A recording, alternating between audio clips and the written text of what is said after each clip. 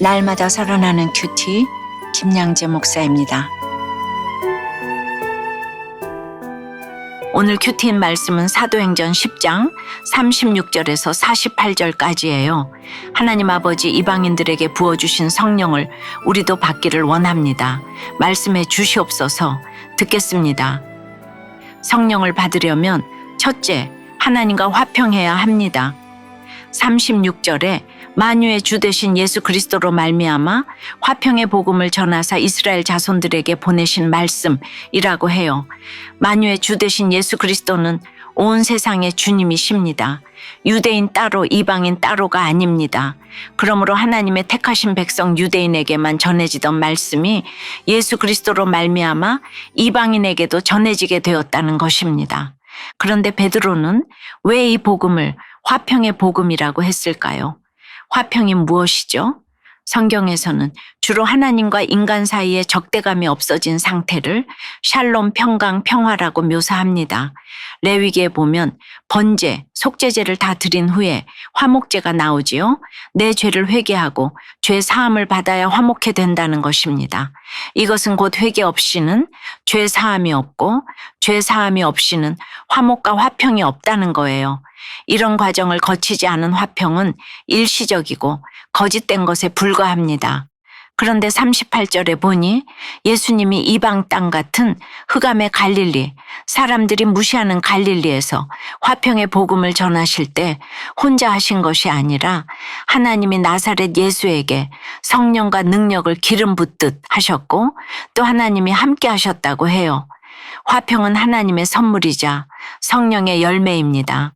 큰 집, 부자 남편, 공부 잘하는 자녀가 가져다 주는 것이 아닙니다.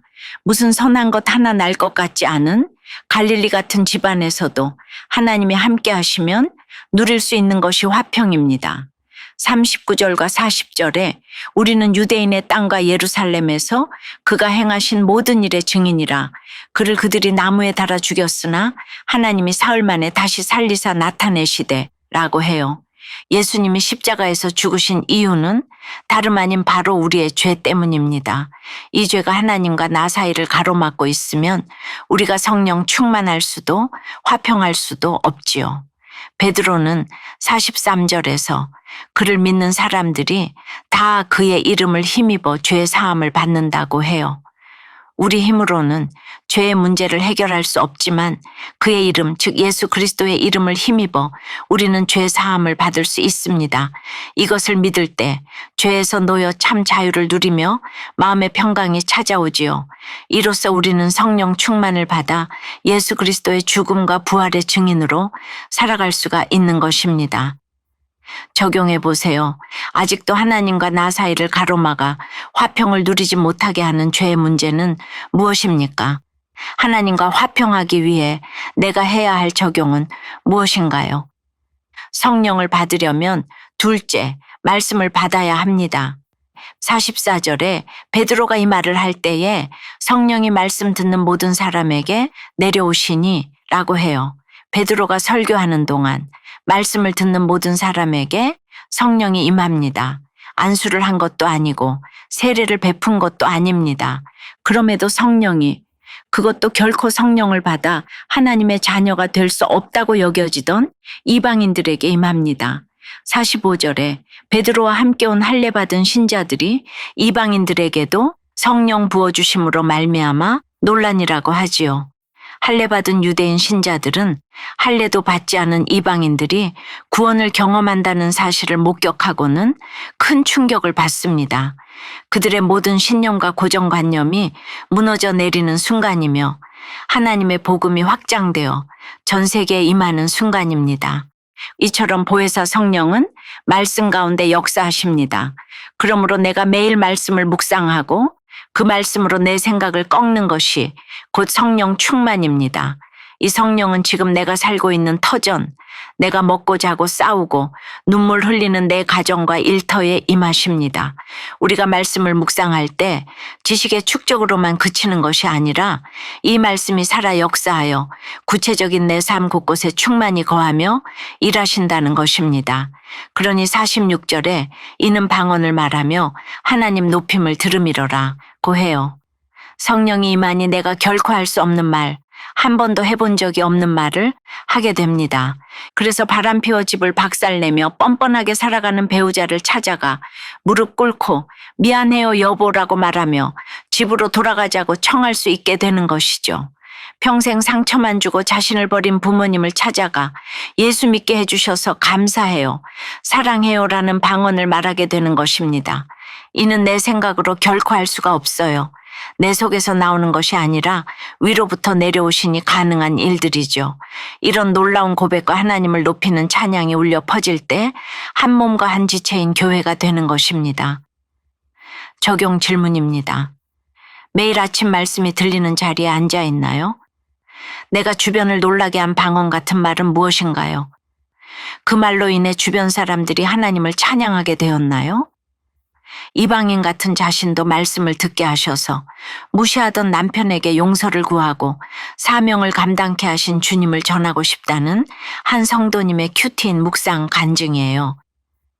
불신 가정에서 태어난 저는 7살에 아버지를 여의고 가난하게 자랐어요. 돈과 행복이 인생의 목적이었기에 전 남편이 외도하자 이혼하고 언니의 카페 일을 돕다가 단골이었던 지금의 남편을 만나 재혼했어요. 내가 열심히 돈 벌어서 가정을 일으킨다라는 생각으로 밤낮 없이 일했지요. 그러나 오히려 물질 고난만 심해지고 설상가상으로 직장 동료의 아내에게 내연녀라는 오해를 받으며 동료들 앞에서 수치와 조롱을 당하기도 했어요. 그때 저는 처음으로 하나님이 계시다면 저 좀 살려주세요 라고 기도했어요. 그러자 하나님이 남편의 지인을 통해 저희 가정을 교회로 인도하셨습니다. 그 덕분에 저희 가정은 15년간 믿은 천리교에서 기독교로 개종했어요. 하나님은 제게 믿음의 공동체에서 화평의 복음을 들을 수 있는 은혜를 베푸시고 교회 소그룹 모임에서는 예수님의 십자가 죽음과 부활을 경험한 증인들의 삶을 보게 하셨지요. 저는 이해할 수 없던 가족사와 제 삶을 말씀으로 해석받고 예수의 이름으로 죄 사함을 받는 기쁨도 누렸습니다. 그래서 44절 말씀처럼 죄 많은 이방인이던 저도 성령의 세례를 받아 원망과 무시의 대상이던 남편에게 무릎 꿇고 용서를 구하게 되었어요. 제 입에서 그동안 당신을 힘들게 해서 미안해요, 나랑 살아줘서 고마워요 라는 방언이 나오는 기적을 경험한 것입니다. 이제는 저도 예수님의 증인이 되어 사람 살리는 사명을 끝까지 감당하길 소망해요. 저의 적용은 평소에 남편을 존중하는 태도로 존댓말을 쓰겠습니다. 직장 동료들이 말씀을 접할 수 있도록 큐티인을 계속 전하겠습니다 입니다. 47절에 보니 베드로가 이 사람들이 우리와 같이 성령을 받았으니 누가 능히 물로 세례 베풀물 그 말이요 라고 말해요. 고넬료와 그 집은 이방인으로서는 최초로 세례를 받는 영광을 누립니다. 이는 인종과 문화의 장벽을 넘어 복음이 이방인에게 열리는 역사적인 순간이에요. 한 사람의 회심이 이방 선교의 시작을 알리는 중요한 전환점이 되어 선교의 지경을 넓히게 된 것입니다. 그러므로 돌이켜 회개함으로 하나님과의 화평을 이루고 성령을 받음으로써 막혔던 문이 활짝 열리는 오늘 하루를 보내시길 간절히 축원합니다. 기도드립니다. 주님, 오직 예수 그리스도로 말미암아 화평의 복음을 듣게 하심에 감사드립니다. 마귀에게 눌린 우리를 고치시고 우리 죄를 사하시기 위해 나무에 달려 죽으사 사흘 만에 살아나신 예수 그리스도를 믿지만 아직도 수많은 죄악에서 떠나지 못하는 저희예요. 하나님과의 화평을 가로막는 이 모든 죄에서 떠나길 원합니다. 부활하신 예수님과 함께 음식을 먹은 제자들처럼 공동체와 함께 살아나 먹고 교제하며 말씀을 들을 때 우리에게 성령을 부어주실 줄 믿습니다. 말씀을 통해 부어주시는 성령의 은혜로 말미암아 이제는 내가 할 수 없는 방언을 말하길 기도합니다. 하나님과의 온전한 화평을 이루어 깨어진 모든 관계가 회복되는 은혜를 누리게 도와주시옵소서. 예수 그리스도 이름으로 기도드리옵나이다. 아멘. 지금까지 우리들 교회 김양재 목사님이었습니다. 큐티에 도움받기 원하시는 분들은 QTM 홈페이지 qtm.or.kr 또는 유튜브에서 QTM을 검색하시면 도움받을 수 있습니다. 자세한 문의사항은 지역번호 031-705-5360번으로 문의하시기 바랍니다.